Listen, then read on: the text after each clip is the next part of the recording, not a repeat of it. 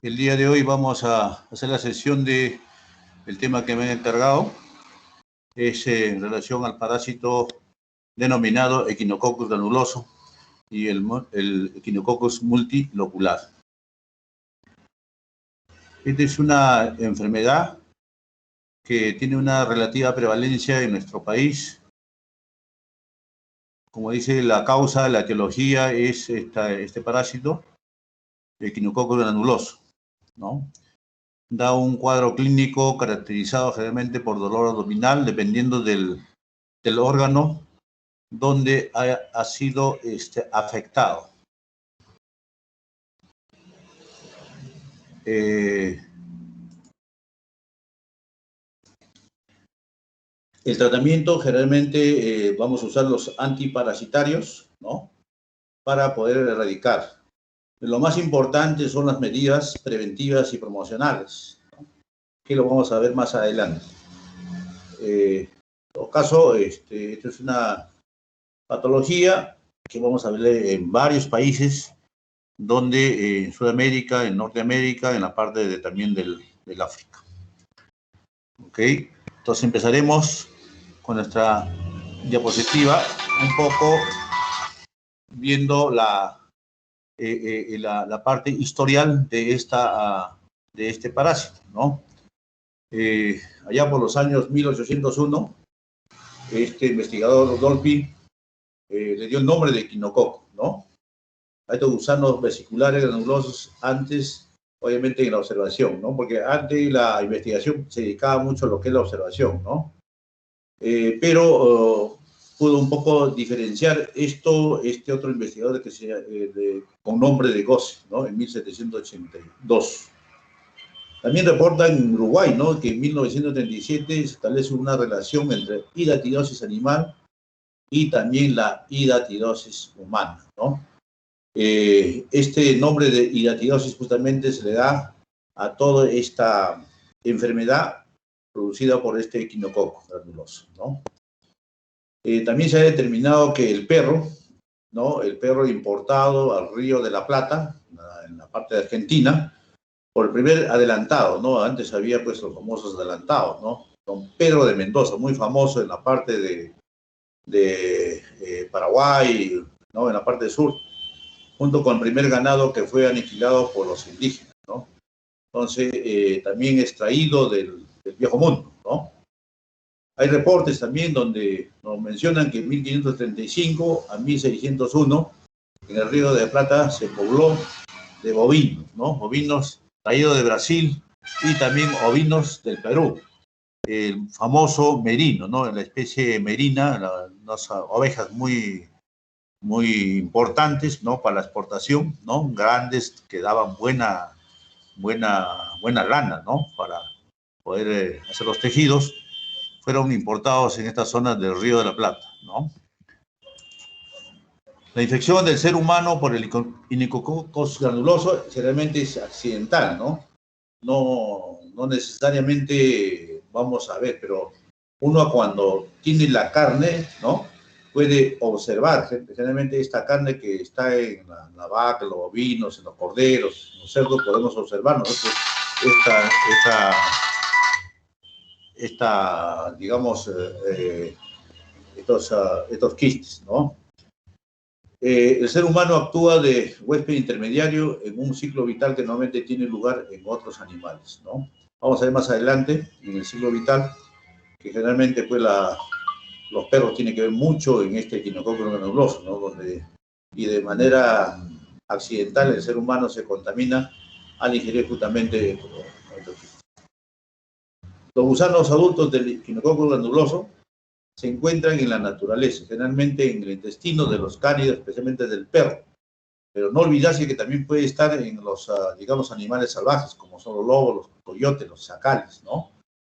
Pero domésticamente lo tenemos en los perros. Y ¿quién no tiene perro, no? Pero tiene que ser unos perros que generalmente están un poco descuidados, ¿no? El estado quístico larvario, ¿no? Se desarrolla en los herbívoros, generalmente, ya dijimos, los corderos, ¿no? La vaca, los cerdos, los ciervos, ¿no? Y esto significa uno se contamina al ingerir justamente esta carne de estos animales, ¿no? Que no han pasado por un buen procesamiento, por una buena control, ¿no? de saneamiento, digamos, de la SENASA, en este caso del Perú, ¿no? Del Ministerio de Agricultura, ¿no? Entonces, de manera accidental, el ser humano, aparte de comer de manera accidental, ¿no es cierto?, el ingerir estos quistes larvarios, no ha hecho una buena cocción, ¿no? A veces uno va al restaurante y le pide a término medio, ¿no? Entonces no ha sido cocido bien. Y estos quistes larvarios realmente están ahí, ¿no? Entonces nos dan toda esta... Bien, acá en esta diapositiva vamos a observar nosotros, ¿no? Algunas cepas más, ¿no? Unas cepas más que vamos a ver dentro de lo que es el Echinococcus, ¿no? El Echinococcus, ¿no? El más importante, de importancia médica, es el granuloso, ¿no? El otro que también es importante y lo vamos a ver también es el multiloculares, ¿no? Algunas características de esto, ¿no? De estas especies, ¿no? De estas cepas. Vamos a ver que el Echinococcus granuloso, generalmente el huésped intermediario va a ser pues los ovinos, ¿no? En este caso tenemos los porcinos, los camellos, los caprinos, los macrópodos, ¿no? ¿Hace infección en el ser humano? Por supuesto que sí hace. Enfermedad en los humanos es la forma quística y en este caso el Echinococcus granuloso se denomina también unilocular, ¿no? El huésped definitivo, conocido a la cabeza, está el perro, ¿no? El zorro, el chacal, la hiena, el dingo, ¿no? También vamos a encontrar otras cepas, ¿no? La oveja de Tasmania, ¿no? También el búfalo, en este caso el ganado va a ser el búfalo. Ya dijimos los camellos, también en este caso los camellos, ¿no? En la parte del oriente. El cerdo, obviamente, también da este tipo de infección en el humano, ¿no? Y el cerdo, que es el genotipo G7, ¿no? Es la forma también unilocular quística, ¿no? El huésped definitivo siempre va a ser el perro, ¿no? A pesar de que el cerdo, que es otro animal, pero el definitivo es el perro, igual que en el camello también es el huésped definitivo, es el perro. En la oveja de Tasmania también, en este caso, es el zorro, ¿no? Hay que tener en cuenta estos huéspedes definitivos, ¿no? Mientras que el cervid, el genotipo G8, G10, ¿no? En estos conocidos intermediarios de este animal denominados cervidos, ¿cuál es, no? El huésped definitivo es el perro lobo, ¿no? Que existe de manera salvaje, ¿no? También se ha visto también en el león, pero todavía no está muy claro, está en un proceso de investigación, ¿no? Y pues definitivo han encontrado que es el famoso león también, ¿no? También tenemos nosotros la otra especie, que es el Echinococcus, ¿no? Equines, ¿no? Del equino, ¿no? En este caso, del caballo, el genotipo G4, ¿no? Los huéspedes intermediarios van a ser el caballo y otros equinos, ¿no? Mientras que esto no nos da infección al ser humano, ¿no? Pero el huésped definitivo siempre va a ser el perro. Vean ustedes que varias de estas especies y estas cepas nos da enfermedad en el ser humano, ¿no? Tenemos también el Echinococcus ortepi, ¿no? Que se da también en los bovinos, genotipo G5. El huésped intermediario son las vacas, los vacunos, ¿no? Pero eso sí nos da enfermedad en los seres humanos, ¿no? Nos da también una enfermedad de tipo quística unilocular. El huésped definitivo es el perro, ¿no? El otro importante que sí lo vamos a tocar, lo vamos a ver, ¿no? Es el Echinococcus multiloculares, ¿no? Esta cepa tiene una variación bastante aislada. Vamos a ver acá el huésped intermediario, va a ser los roedores, ¿no? Los seres domésticos y salvajes, los perros, los monos, ¿no? También da infección al ser humano, ¿no? Que eso es importante, ¿ya? La enfermedad acá es una primera diferencia, ¿no? Va a dar, es de tipo alveolar y multivesicular. Lo vamos a ver más adelante, ¿no? El huésped definitivo de esto también es el zorro, el perro nuevamente, gato, lobo, mapache, los perros coyote, etcétera, ¿no? Y así vamos a ver también otros tipos de especies, como es el Echinococcus boguei, ¿no? Y el Echinococcus oligartrus, ¿no? Que están generalmente como huéspedes definitivos. En el oligartis es el felino salvaje, ¿no? Ahí tienen digamos, en la diapositiva también el lugar digamos, de la bibliografía, ¿no? Bien, entonces entremos de lleno ya a lo que es el Echinococcus granuloso. Vamos a ver, nosotros pertenece a una familia, a Platyhelminthos, ¿no? La clase Cestoda, una subclase, también que pertenece la Eucestoda, ¿no? Una orden de la Cyclopilidae, ¿no? A una familia de la Tenia, y el género se va a denominar Echinococcus, ¿no? Dentro de eso tenemos 16 especies de Echinococcus, le hemos descrito algunas nada más, ¿no? De estas especies, el que vamos de mayor importancia médica es el Echinococcus granuloso, que ustedes como futuros médicos deben sí o sí conocerlo, ¿no? Entonces, vemos nosotros en esta imagen del lado izquierdo al gusano, ¿no? Con su escoles, ¿no? Su estróbila y obviamente sus proglótidas, ¿no? Que vamos a describirlo con mayor detalle, ¿no? En cuanto a su estructura, ¿no? Este gusano, ¿no? Es un gusano, tiene un escoles, ¿no? ¿Cuál es la característica de este escoles? Presenta 4 discos succionadores, ¿no? O sea, que se pegan como una lapa, ¿no? Tiene un doble círculo de ganchos, ¿no? Que generalmente es la que permite su inmovilización, ¿no? Aparte del escoles, presenta también una estróbila, ¿no? Esa estróbila va a tener o va a estar estructurada de 3 proglótidas, ¿no? Una proglótida inmadura, la madura y la grávida, ¿no? Generalmente cuando inician está inmadura, va madurando esta proglótida y posteriormente van a fertilizar y obviamente van a estar ya grávidas, listo para poder secretar, ¿no? Ya estos productos, ¿no? Y los huevos, ¿no? Son producidos en el intestino de los cánidos, ¿no? Por el gusano adulto y eliminados por las heces, ¿no? Estos huevos permanecen en el ambiente, tienen la propiedad de tener una resistencia, ¿no? Una resistencia a la temperatura, ¿no? Al frío, al viento, ¿no? Entonces puede permanecer por buen tiempo en el ambiente, ¿no? Generalmente en el suelo. Vamos a ver acá nosotros en esto el escoles, ¿no? Esta es una ventosa, ¿no? Ahí vamos a ver una cara de la ventosa y obviamente son 4 ventosas, ¿no? Y los famosos ganchos, ¿no? En forma circular que tiene. Todo esto es la estróbila, ¿no? Acá vemos también en la segunda imagen muy claramente esta estróbila, ¿no?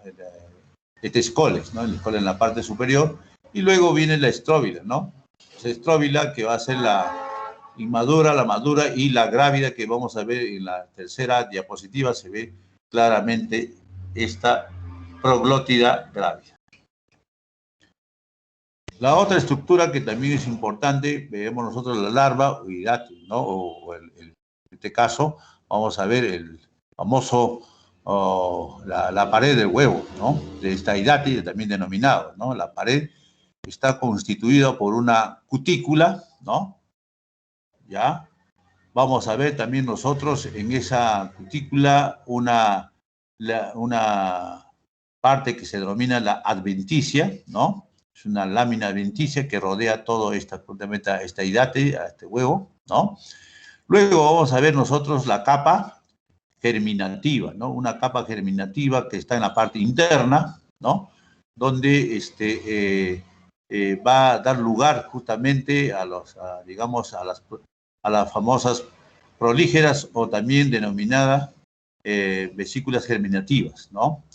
Y también va a dar lugar esta capa germinativa, ¿no? Los famosos escólisis, ¿no? Escólisis característico de la maduración de este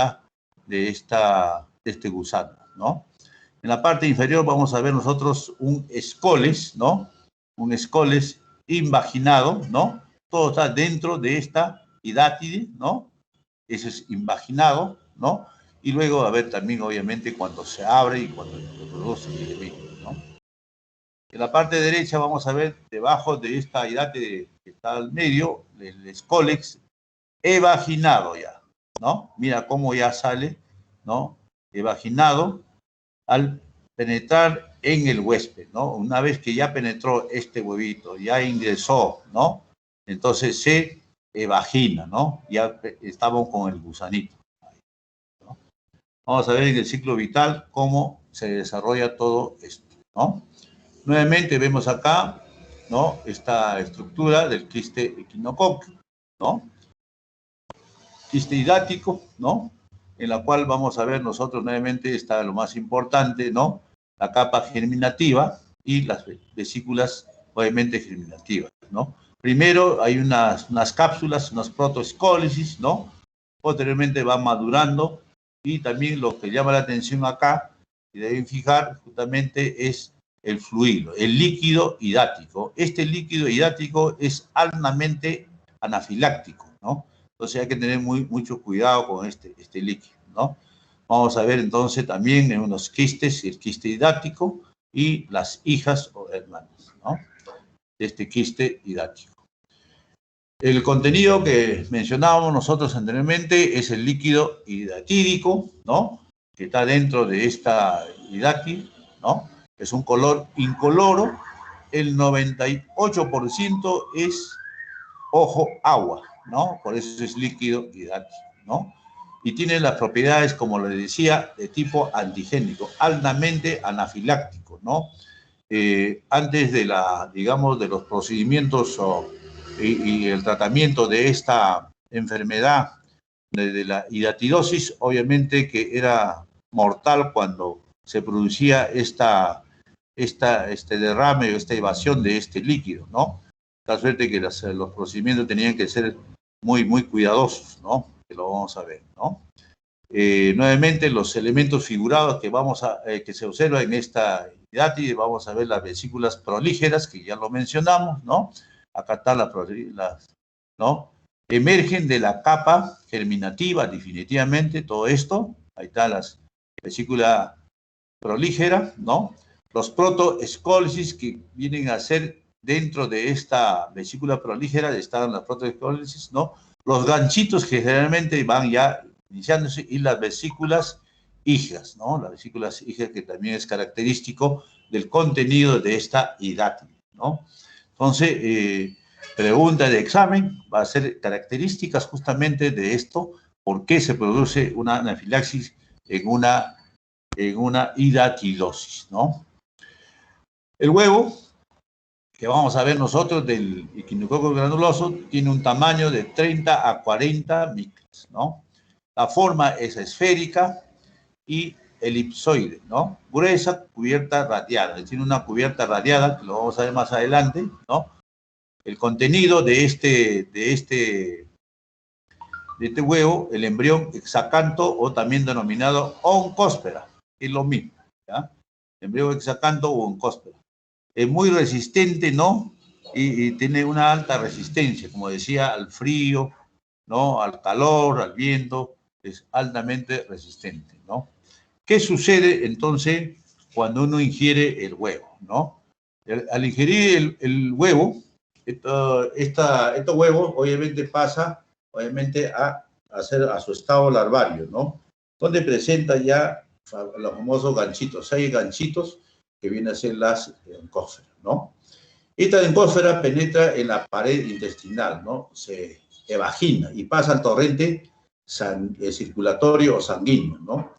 Generalmente, lo primero que va cuando todo que ingresa al tracto intestinal es absorbido por la vena porta, pasa al hígado, ¿no?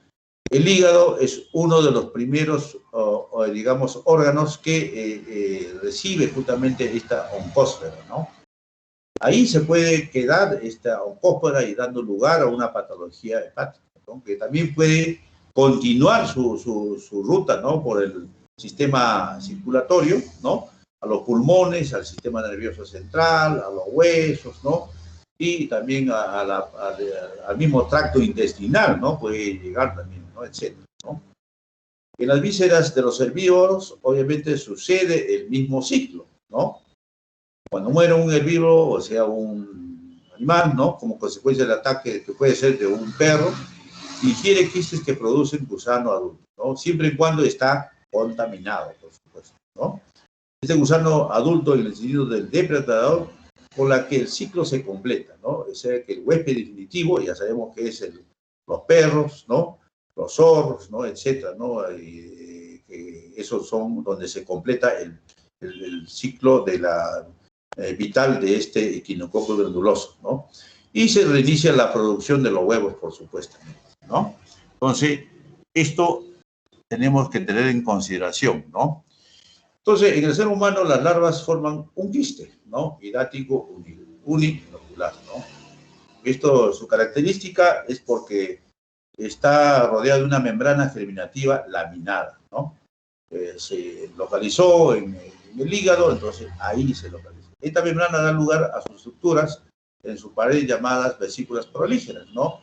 Este quiste hidatídico, ya estando localizado en el hígado o el pulmón, en el lugar que esté, entonces ya esta capa germinativa da lugar a estas vesículas prolígeras, ¿no?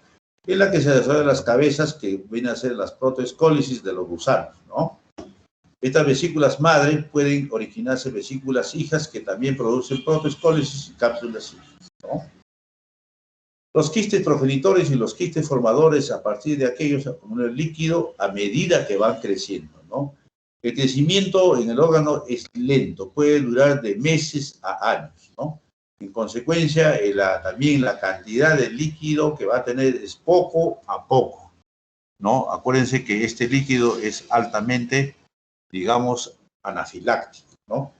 Ya nuevamente acá confirmamos, es potencialmente tóxico este líquido, dando lugar a un shock anafiláctico y posteriormente puede llegar a la muerte, ¿no? Si no tenemos a la mano digamos, los equipos de reanimación, ¿no?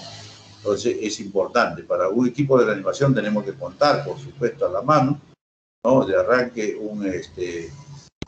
laringoscopio para poder entubar, porque el paciente se choca, ¿no? Hay una disminución de la presión arterial, hay problemas de la frecuencia cardíaca, ¿no? Puede haber primero una taquicardia, luego una bradicardia, consecuentemente puede llevar a la muerte. Entonces, para poder nosotros contrarrestar, tenemos que tener un laringoscopio para dar qué cosa. Primero, darle obviamente una oxigenación adecuada a las vías respiratorias, ¿no? Viabilizar las vías aéreas, tener un acceso, digamos, de vía sanguínea para colocar obviamente los, digamos, elementos para levantar la presión arterial, ¿no? Entonces, si no tenemos todas esas cosas, obviamente el paciente se nos puede morir, ¿no?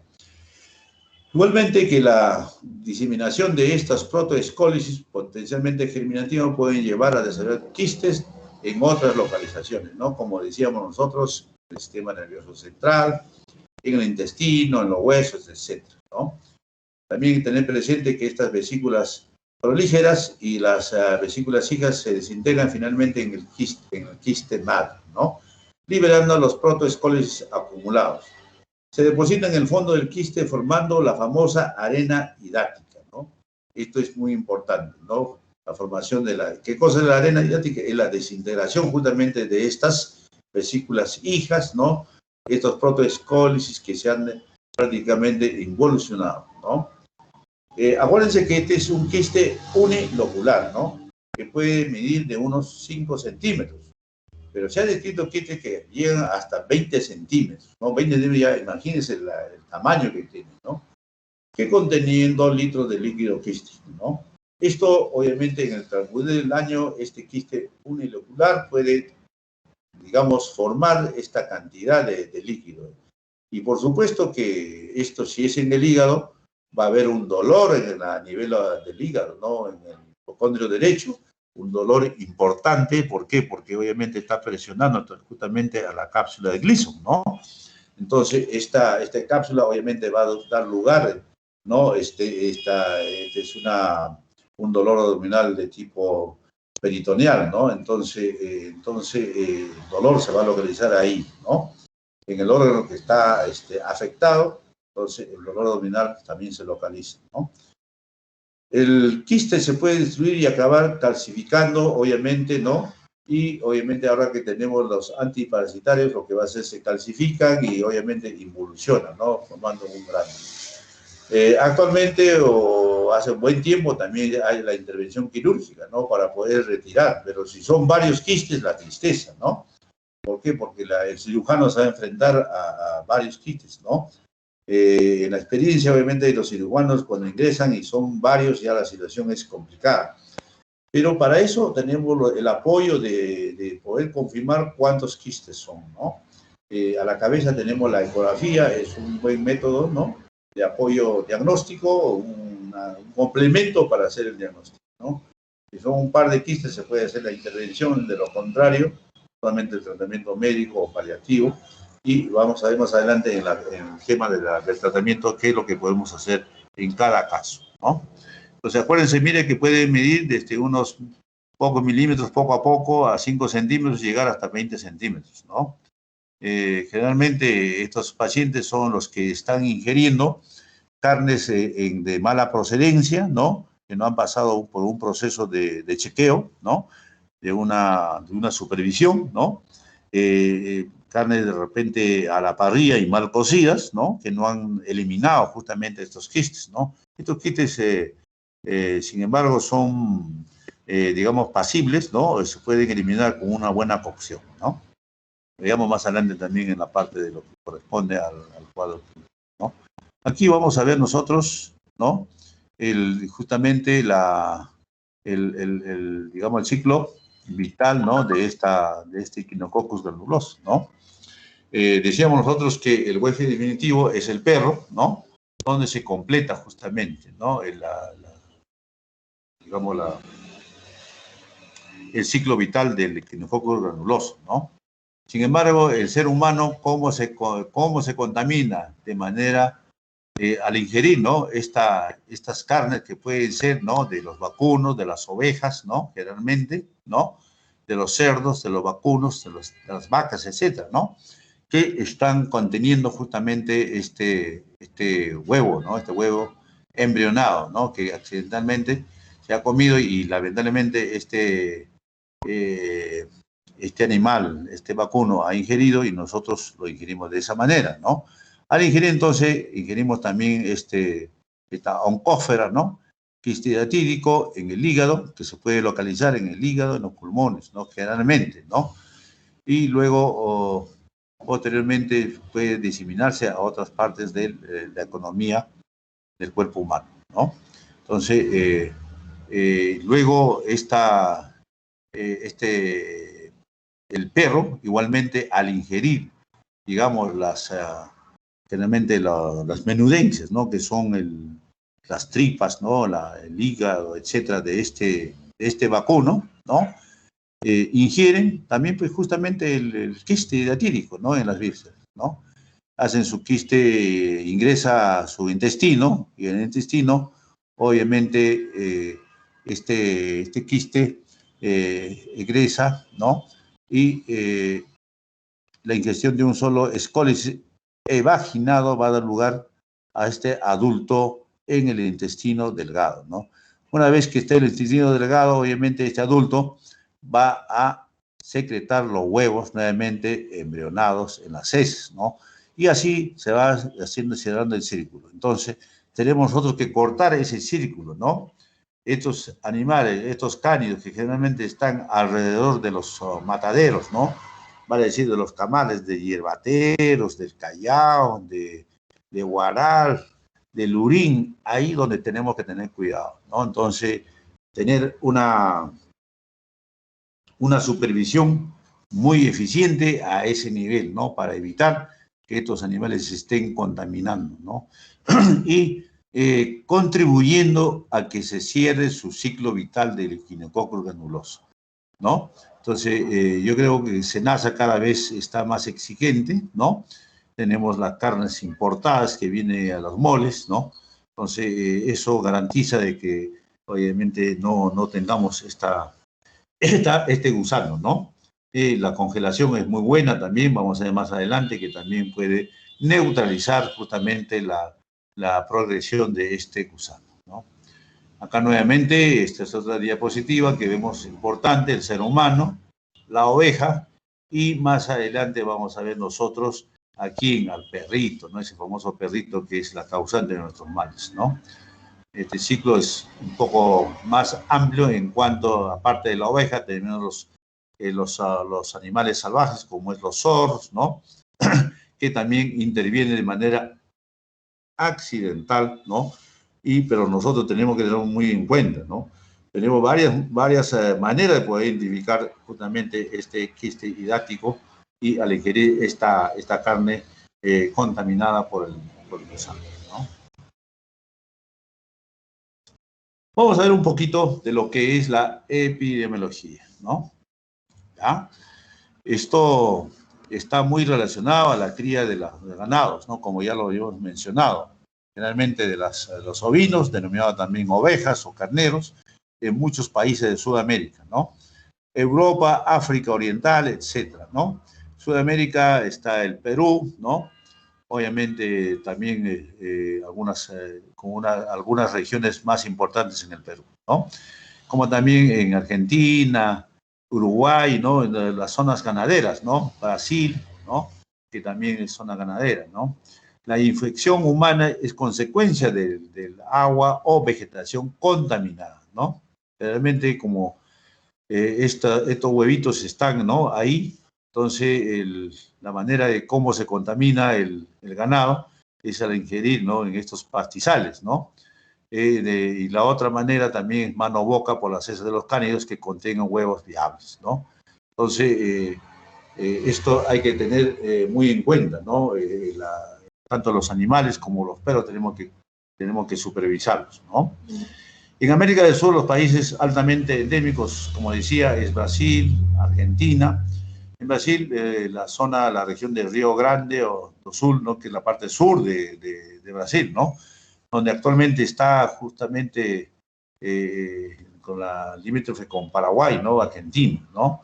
También en Chile, Perú y Uruguay. En el Perú, los focos hidatídicos, ¿no? Donde hay estudios de prevalencia, ¿no? Se encuentran en la Sierra Central, ¿no? Que tenemos nosotros, Junín, Pasco, ¿no? La zona importante que tenemos que interrogar a nuestros pacientes cuando tenemos un paciente con dolor abdominal localizado, ¿no?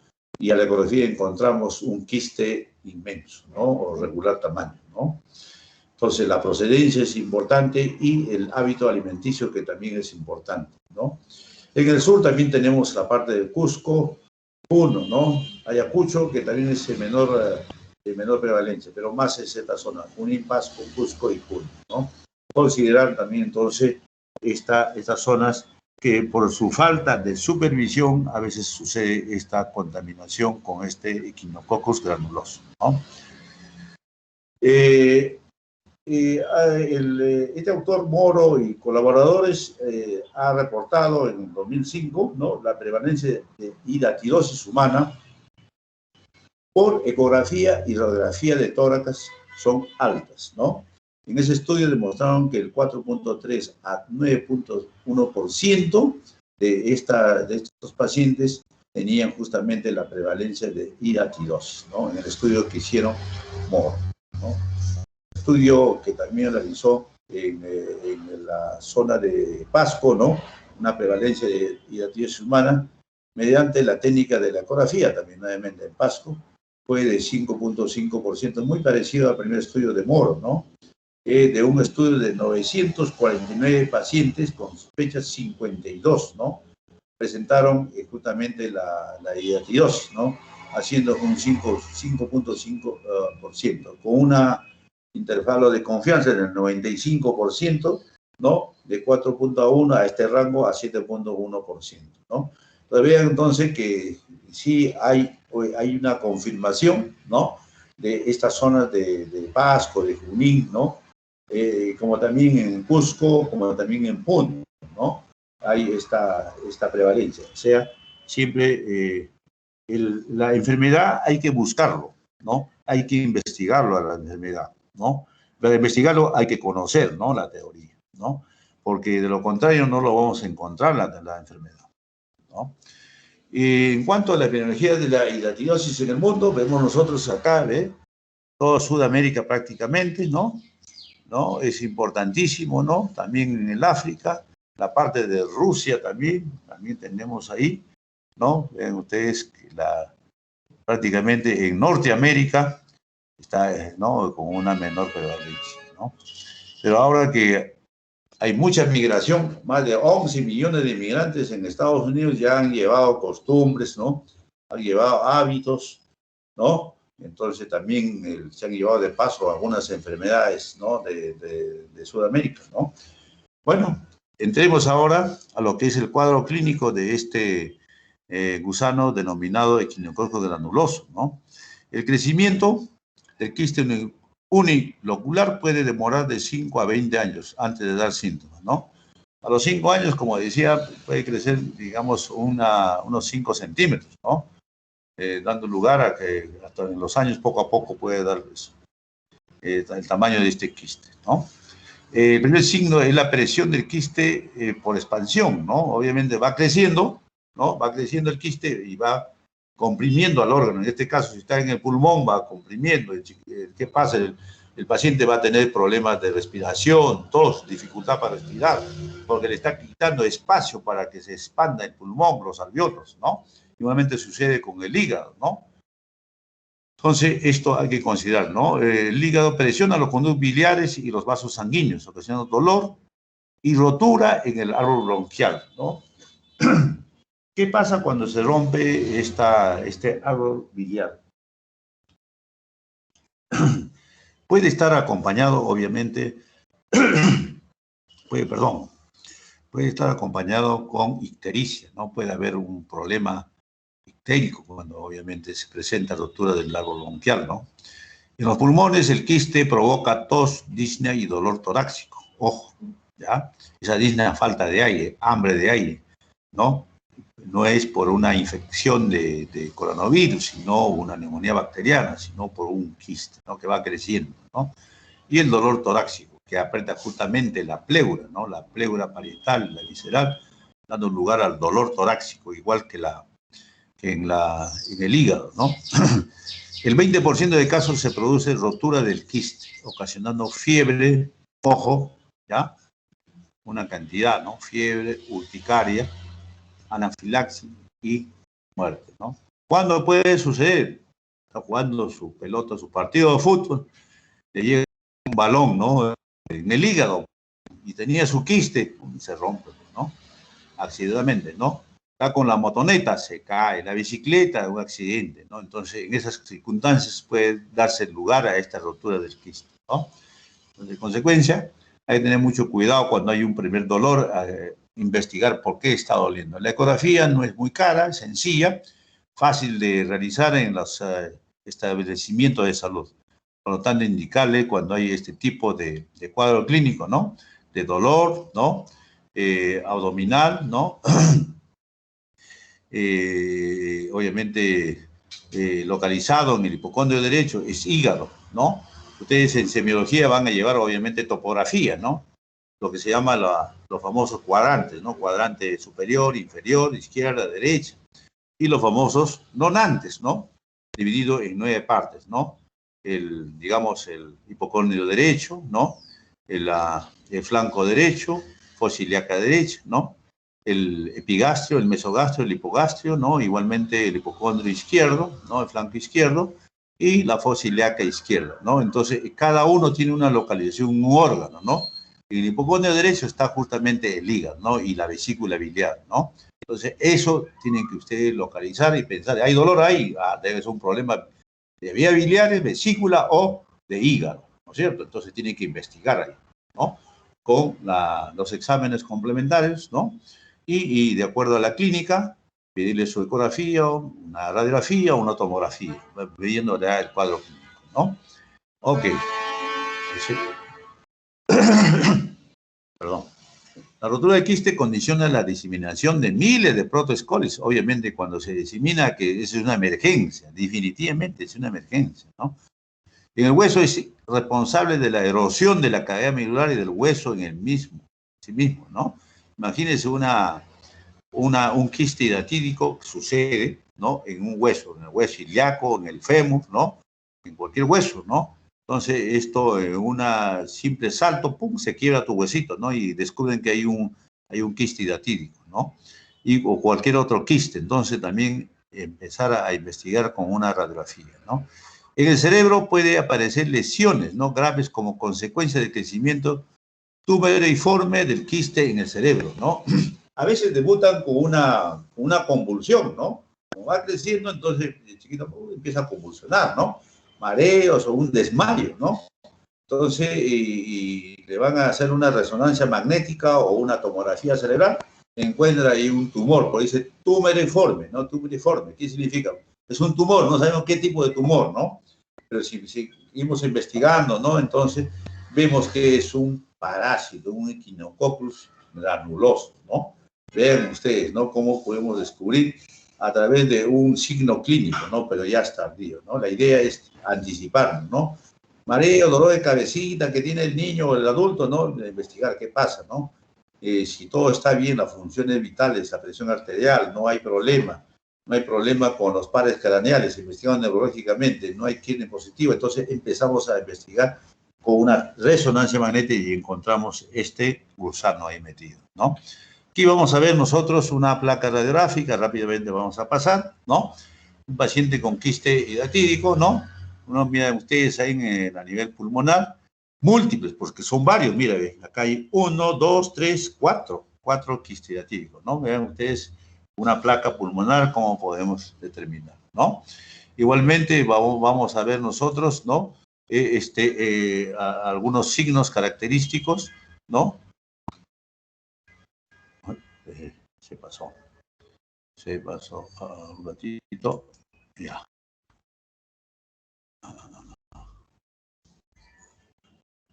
Ya, la figura del signo del camalote, un quiste, ven ustedes acá, el signo del camalote es como dentro del mismo quiste, el líquido se observa acá claramente y acá está el famoso signo del camalote, ¿no? Esta es una radiografía lateral, por si acaso, ¿ya? Esta es una radiografía lateral que podemos nosotros determinar, ¿no?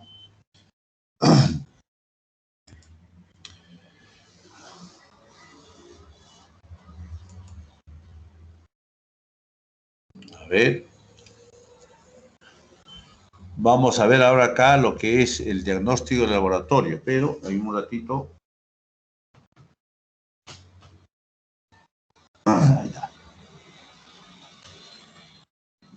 Ya, ahí veíamos, ¿no? Perfecto.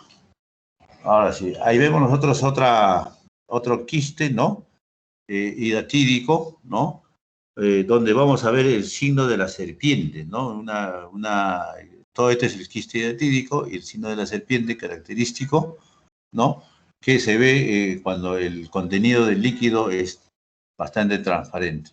Acá vemos nosotros, vemos el signo del menisco, en un quiste hidatídico, en la flecha blanca, ¿ya? Parece que se hubieran mordido, ¿no? Un menisco, ¿no? Y también vamos a ver nosotros en el lado derecho, nuevamente, ahí vamos a ver nosotros el signo del camalote, ¿no?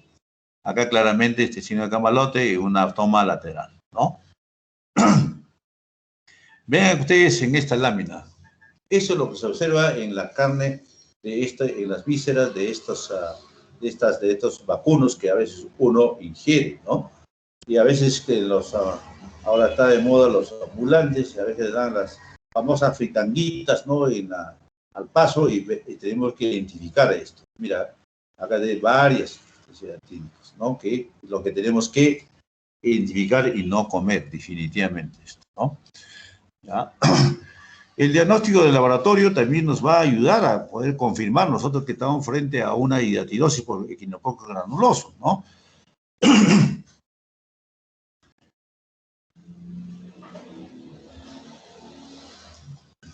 Bien, tenemos que considerar el diagnóstico clínico primero. Siempre la unidad clínica prima en todo diagnóstico, en toda investigación de un paciente, prima el diagnóstico clínico, ¿no? Para el diagnóstico clínico está la anamnesis, el interrogatorio, ¿no? Digamos, la procedencia, la cadena epidemiológica, ¿no? Y esta procedencia y los síntomas ya te puede dar lugar a una sospecha clínica, ¿no? Y confirmas con el examen físico, ¿no? Y tenemos el estetoscopio que también nos ayuda, ¿no? Entonces, el diagnóstico clínico es importante, planteamos nuestros diagnósticos y decimos hay que descartar una equinococcus granulosa. Y luego de plantear esto, tenemos que pedirle, ¿no? ¿Qué le pedimos? Un hemograma, ¿no? Siempre que ustedes pidan un examen, digamos, de laboratorio, tienen que pensar, ¿por qué piden? ¿Qué van a encontrar en un hemograma, ¿no? Si estás pensando en una infección bacteriana, va a haber una leucocitosis, ¿no? Va a haber una desviación izquierda. Si es fuerte, va a haber abastonados, ¿no? Puede haber neutrofilia, ¿no? Si es una infección por virus, ¿no? Puede haber leuco o no puede haber leuco, puede haber tal leucopenia, ¿no? Y también debemos pensar que también va a haber un problema de presencia, si estamos ante un parásito, ¿cómo va a estar? Los eosinófilos, ¿no? Los eosinófilos, ¿no? Entonces, en el caso de nuestra sospecha clínica de un equinococcus, ¿no? Lo que siempre vamos a ver, nosotros buscar una eosinofilia leve puede haber, ¿no? ¿Puede haber leucopenia? Sí, sí o no. Y trombocitopenia, inespecífico. No nos puede determinar que estamos frente a una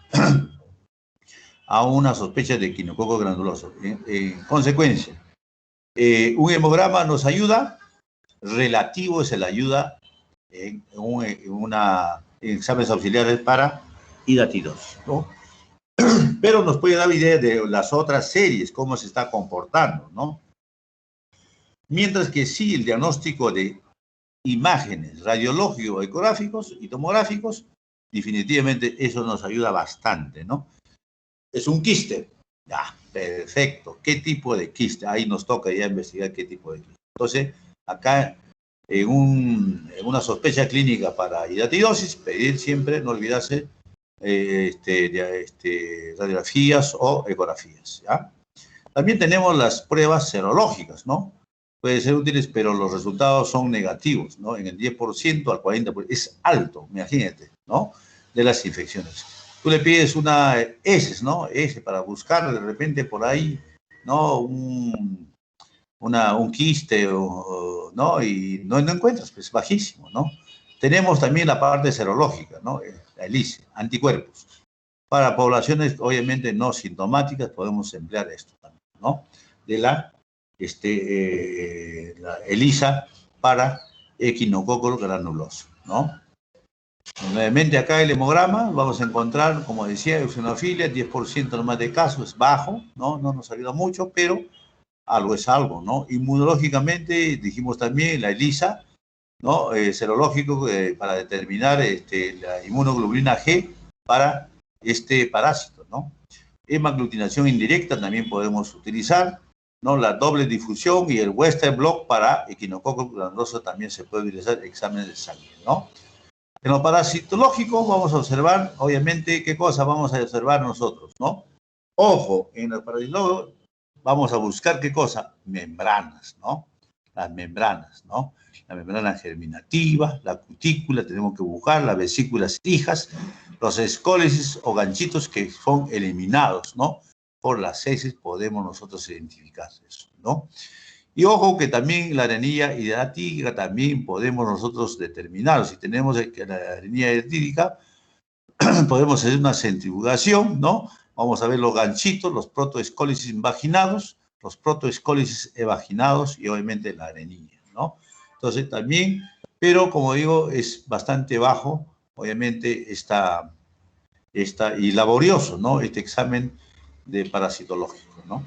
Mientras que en la ecografía sí es mucho más, ya lo han incluso clasificado, ¿no? Vamos a ver esta clasificación que los radiólogos ya han determinado quiste por equinococos, ¿no? vean ustedes, ¿no? Una lesión quística al inicio, ¿no? Ecográficamente van a encontrar, pero también pueden encontrar en la forma activa, ¿no? En la segunda imagen, en la tercera, también ya en forma de panal, ¿no? En panal. Y luego, obviamente, en la forma inactiva, y van a ver ustedes el quiste ya está, como dice, en la forma involutiva, ¿no? Entonces, la ecografía nos ayuda bastante, incluso para la clasificación y también para el tratamiento, ¿no? Tomográficamente también vamos a ver nosotros, vean ustedes cómo está este quiste hidratídico. Muestra un quiste multilocular en el hígado de un paciente con enfermedad hidratídica, ¿no? En el lado derecho vamos a ver varias, ¿no? Digamos, lóbulos que, digamos, o es multilocular, ¿no? No es uno solo, ¿no?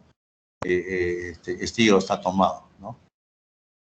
Bien, el tratamiento es cirugía radical o no radical, conservatorio, ¿no?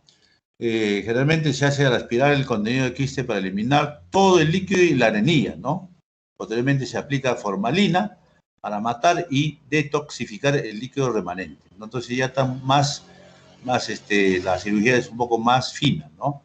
Finalmente se hace una hemolía, una erradicación formando una bolsa marsupial y se sutura. O sea, toda la adventicia, la cutícula, todo se saca de manera, ¿no? Formando, todo eso se saca muy cuidadosamente y se hace una bolsa marsupial, ¿no? O sea, se cierra todo ese espacio, se sutura, ¿no?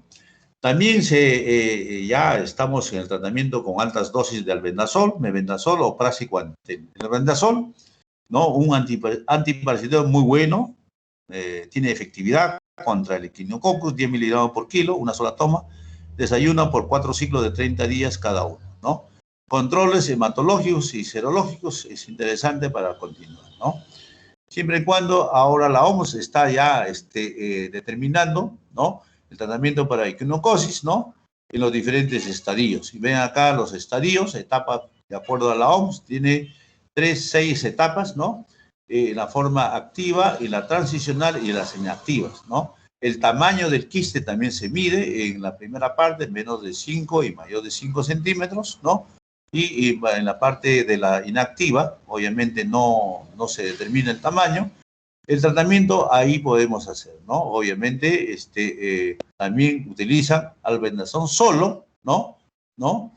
O albendazol asociado a la parte quirúrgica, ¿no? Podemos hacer también lo que se llama el cateterismo modificado, ¿no? Esto lo hacen los cirujanos, por supuesto, ¿no? Pero ven ustedes que ahí siempre está el albendazol con el cateterismo modificado o cirugía, ¿no? En la parte transicional, albendazol solo o albendazol más par. Y igualmente en la segunda etapa de transicional, albendazol más cateterismo modificado, ¿no? O cirugía. Y ya cuando es inactivo, obviamente observación nada más, ¿no? O ya se está calcificando, se está granulando, ya no hay necesidad, ¿no? Salvo que haya un compromiso hepático de funcionabilidad, habría que hacer una intervención, ¿no? La prevención y control, importantísimo, es la higiene personal adecuada, lavado de manos, de utensilios de cocina y de donde hay perros, ¿no? Los perros tenemos que, digamos, tenerlo muy sanos, ¿no? Darle siempre los antiparasitarios a los perros, ¿no? Los veterinarios se encargan de dar esto, ¿no? Evitar presencia de perros cerca de los mataderos, eso es muy importante porque eso es lo que van a trasladar y diseminar los huevos, ¿no? De este gusano adulto cuando ya culmina su ciclo vital de este quinococo granuloso, ¿no? Evitar darles vísceras de animales sacrificados, eso es muy importante, ¿no? En Estados Unidos no comen las vísceras, lo eliminan, ¿no? Pero acá en el Perú sí comemos nuestros anticuchos, nuestros ¿cómo se llama? Nuestros rash, etcétera, etcétera, ¿no? Formación acerca de transmisión de la infección y el papel de los cánidos en el ciclo vital del sexo, ¿no? Esto tenemos que seguir educando, ¿no? La importancia que tiene en el ciclo vital de los perros y la ingesta justamente de estos animales, ¿no? Digamos, de la carne poco cocida, ¿no? Tenemos que ver esto, ¿ya?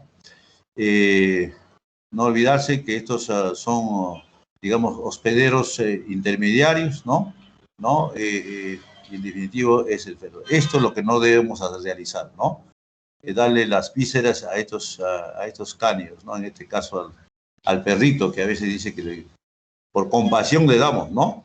Pero tenemos que tener en cuenta nosotros la importancia de que puede estar transmitiendo alguna enfermedad, ¿no? En todo caso, a nuestras mascotas debemos siempre darle la oportunidad de visitar al veterinario y siempre darle antiparasitario, cada 6 meses, ¿no? Ojo, vamos a ver ahora Echinococcus multilocularis, ¿no? ¿Cuál es la estructura de esto, no? Se encuentra principalmente en los zorros y los lobos, ¿no? Como también en perros y los gatos de las granjas, ojo, ¿no? Pero más es en los animales salvajes, ¿no?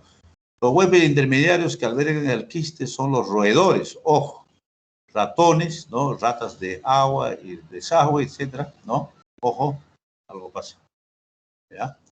El ser humano se infecta con quiste por contacto con heces de zorros, perros o gatos contaminados con huevos, definitivamente, ¿no? La persona que trabaja con pieles, curtiembre, puede infectarse con el polvo fecal que contengan huevos, ¿no? Accidentalmente también, ¿no? Los que trabajan en curtiembre de estos animales a veces accidentalmente se pueden contaminar, ¿no? Los huevos ingeridos eclosionan en el intestino para liberar la oncósfera nuevamente. Esta oncósfera a través del torrente sanguíneo llega al hígado y los pulmones, ¿no? Y a otros órganos, por supuesto, también, ¿no? Como hemos visto en esa tomografía, ¿no? Este quiste hidratídico alveolar, ¿no? Se desarrolla como una estructura, ¿no? El quiste crece por gemación exógena, por lo que puede remediar un carcinoma. Mucho de hoy, obviamente, este quiste tenemos que hacer diferencia. Como es tumeriforme, que significa parecido a un cáncer, un tumor, ¿no? Entonces hay que hacer una diferencia con un carcinoma, ¿no? Que puede ser pulmonar o hepático, un carcinoma hepático, un carcinoma pulmonar, ¿no? Los quistes individuales son estériles y rara vez producen protoescólisis, ¿no? Protoescólisis producen, ¿no? Entonces, esto hay que considerar dentro de lo que es la Echinococcus multilocular, ¿no? Ahora vamos a ver las características de las 4 especies de Echinococcus, que son las más importantes, ¿no? Una de ellas está digamos, la granulosos, ¿no? La Bogeli y la Oligarchus, ¿no? Pero lo que nos interesa en esta parte de la clase es la multilocularis, ¿no? La forma larvaria en humanos va a ser la multilocular infiltrativo, ¿no?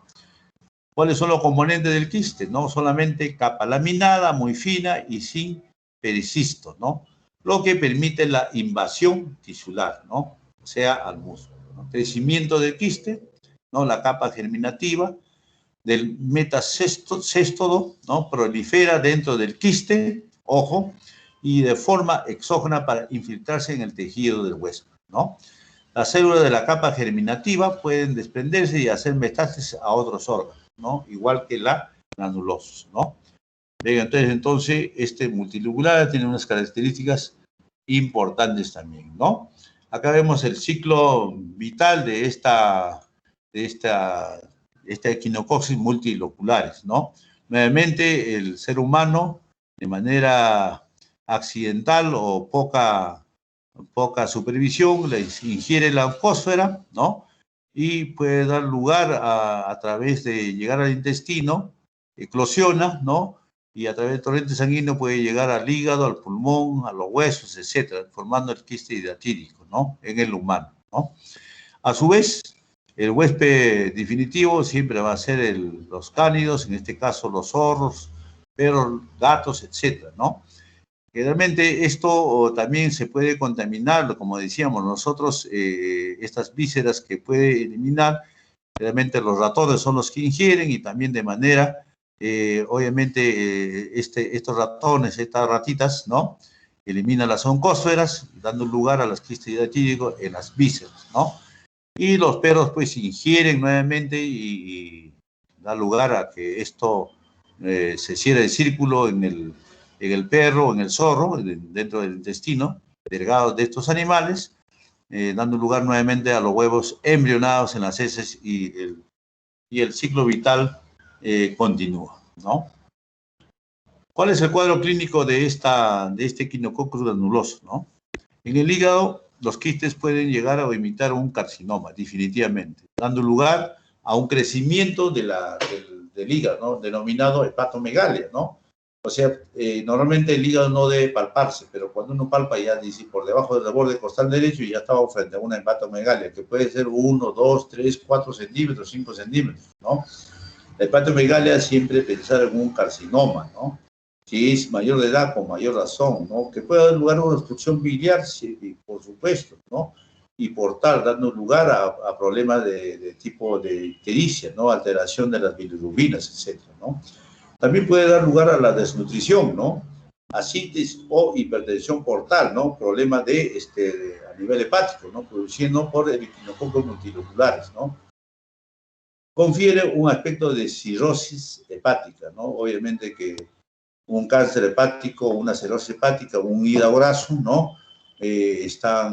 Son muy cerca, son primas prácticamente y hay que actuar rápidamente, ¿no? La tasa de mortalidad sin tratamiento es más o menos del 70% en personas infectadas, ¿no? Es bastante alta, ¿no? Obviamente que si detectamos tempranamente esto podemos evitar y disminuir esa tasa de muerte y mortalidad. Y esa es la misión de nosotros los sanitarios, que trabajamos todo en el sistema, ¿no? El diagnóstico de laboratorio de este gusano, de este equinococos multiloculares, ¿no? Va a ser justamente la forma tisular, ¿no? Del equinococos multiloculares no presenta protoescólisis y el material se parece a un carcinoma. Las pruebas también de imágenes, como son las ecográficas, radiológicas y serológicas, también son útiles para el diagnóstico del equinococos multiloculares. El tratamiento, igual que el equinococo granuloso, ¿no? De la hidatidosis, ¿no? También es a través del estadio clínico, ¿no? Si es quirúrgico, tenemos que hacer la cirugía, pero si es diseminado, obviamente hay que tener mucho cuidado. Felizmente el tratamiento médico a través del mebendazol y el albendazol, ¿no? Han dado buenos resultados, ¿no? Para el tratamiento de también, digamos, de la equinococos multiloculares, ¿no? Para esto, obviamente, esta equinococos, en este estadio, este es el esquema de tratamiento también para esta equinocosis en general, ¿no? Viendo, digamos, qué tipo de estadio está, ¿no? De acuerdo a estos 6 estadios determinados ya por la OMS, ¿no? El albendazol, su dosis de 10 a 15 miligramos por kilo día, en 2 dosis divididas, ¿no? Ojo que la dosis habitual en adultos es de 400 miligramos 2 veces al día, ¿ya? Esto hay que tener en cuenta cuando uno da el famoso albendazol. Como ven, acá en los diferentes estadios puede entrar el cateterismo modificado o cirugía, ¿no? Como en otros no, simplemente es tratamiento solo con albendazol, ¿no?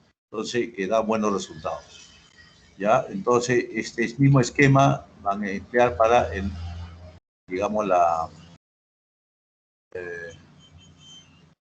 digamos, acá tenemos también la otra, tratamiento de estallido específico de quirúrgico alveolar. Ok, acá, en esta última lámina, tenemos la última lámina, señores alumnos, ¿no? Donde también para este tipo de equinococcus alveolar, ojo, tenemos estadios, también 6 estadios, y podemos administrar también lo que se llama la resección radical, ¿no? ¿No? Ojo, luego un seguimiento por 2 años seguidos. Hay que hacer controles definitivamente con exámenes de imágenes, ¿no? Definitivamente. Obviamente esa alta tasa de mortalidad con con este esquema de tratamiento de equinocosis alveolar se ha disminuido bastante, ¿no? En la parte inferior vamos a ver nosotros que emplean ahí que la BMS es la benzimidazoles, ¿no? En este caso, ¿no? También tenemos el empleo de tomografía por emisiones de positrones, ¿no? ¿no? La tomografía computarizada, ¿no? Resonancia magnética, ¿no? Lamentablemente acá en el Perú todavía no tenemos la tomografía por emisión de positrones, pero sí tenemos la computarizada y la resonancia magnética y podemos hacer el seguimiento, ¿no? En el seguimiento, obviamente, la erradicación de esta equinocosis alveolar va a dar lugar a que esto se ha disminuido su mortalidad. Ok. Bien, chicos. Eso sería en cuanto a hidratidosis, ¿no? De los dos equinocosis más importantes en la actividad médica, como es el equinococo granuloso, ¿no? Que nos da la hidratidosis, ¿no? Y también lo que se llama la equinocosis multilocular, ¿no? Equinocosis alveolar, ¿no? Que también afecta a los órganos como es el hígado, como también es el pulmón, el sistema nervioso central, ¿no? Dependiendo de eso, el advenimiento del tratamiento médico con el albendazol, ¿no? Con el albendazol ha hecho que también esto se disminuya lo que antes no se podía realizar, ¿no? Ok. No olvidarse, ¿no? También en la parte preventiva, ¿no? El control de estos, para evitar este tipo de enfermedades, ¿no? Tipo de hidatidosis, ¿no? El control, la supervisión de los camales, generalmente donde se puede contaminar, ¿no? Ya esta enfermedad probablemente haya disminuido, ¿no? En cuanto a la prevalencia, pero es un tema que siempre hay que tener en cuenta cuando encontramos en una ecografía hepática o pulmonar, ¿no? Un quiste hidratídico, ¿no? Ok. Con esto termino, señores alumnos, de la clase de Echinococcus. Más bien, si hay algún comentario, pregunta, con gusto, para poder realizarlo. Doctora Kelly.